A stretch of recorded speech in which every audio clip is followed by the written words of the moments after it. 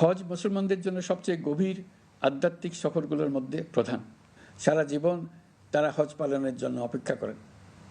পবিত্র হজ পালনে বাংলাদেশের হাজিরা প্রায় বিভিন্ন চ্যালেঞ্জের সম্মুখীন হন। ভাষাগত বাধা, স্বাস্থ্য ঝুঁকি, অতিরিক্ত ভিড়, প্রশাসনিক জটিলতা এবং লজিস্টিক সমস্যা সহ নানা অসুবিধা। হজের অভিজ্ঞতাকে মসৃণ ও নিরাপদ করতে অন্তর্বর্তীকালীন সরকার একটি মোবাইল অ্যাপ তৈরি করেছে, যা সম্মানিত হাজিদের যাত্রার আগে, যাত্রা চলাকালীন সময়ে এবং ফিরে আসার পরেও প্রয়োজনীয় সহায়তা প্রদান করবে। এই অ্যাপটি বাংলা ভাষায় রিয়েল টাইম নির্দেশনা ও সহায়তা প্রদান করবে। সরকার সমর্থিত বিশেষ ডেবিট কার্ডের মাধ্যমে বিদেশের স্থানীয় মুদ্রায় আর্থিক লেনদেন নিশ্চিত করবে। লাগেজ যাতে হারিয়ে না যায় তার জন্য লাগেজ ট্র্যাকিংয়ের ব্যবস্থা থাকবে। মোবাইল ফোনের মাধ্যমে হজযাত্রীরা প্রত্যেক দিন ওই দিনের করণীয় ও যাতায়াতের বিস্তারিত বিবরণ জানতে পারবেন। যেদিন যে দোয়া পড়তে হবে সেটা স্মরণ করিয়ে দেবে। যেসব পবিত্র স্থানে যাবেন সেসবের ছবি সহ ইতিহাস বর্ণনা করবে। হাজিদের মনে কোনো প্রশ্ন জাগলে কল সেন্টারে ফোন করে সেই প্রশ্নের উত্তর পাবেন।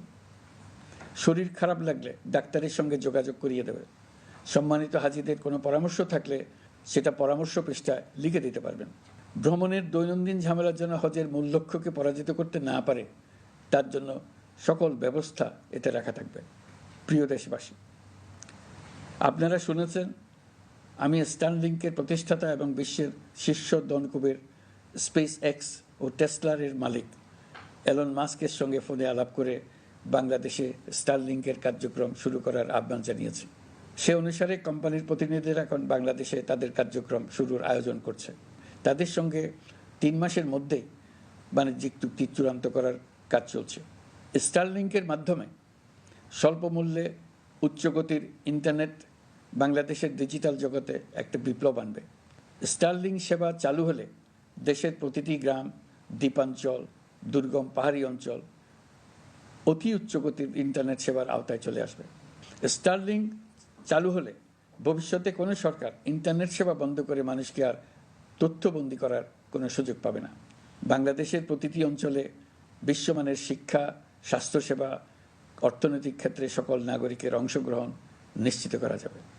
আমাদের নতুন প্রজন্ম দেশের যে কোনো প্রত্যন্ত অঞ্চলেই থাকুক না কেন, তারা বিশ্ব নাগরিক হয়ে গড়ে ওঠার সুযোগ পাবে। সরকার যুব উদ্যোক্তা নীতি 2025 প্রণয়ন করেছে। এর লক্ষ্য হবে সামাজিক, অর্থনৈতিক ও পরিবেশগত অগ্রগতির মূল চালক হিসেবে তরুণ তরুণীদের ক্ষমতায়ন করা। এই নীতি টেকসই উন্নয়ন লক্ষ্যমাত্রা অর্জনের উপায় হিসেবে সফল উদ্যোক্তা তৈরিতে সহায়ক হবে। সামাজিক ও অর্থনৈতিক ক্ষেত্রে তরুণ উদ্যোক্তাদের অবদানকে স্বীকৃতি দেওয়া হবে।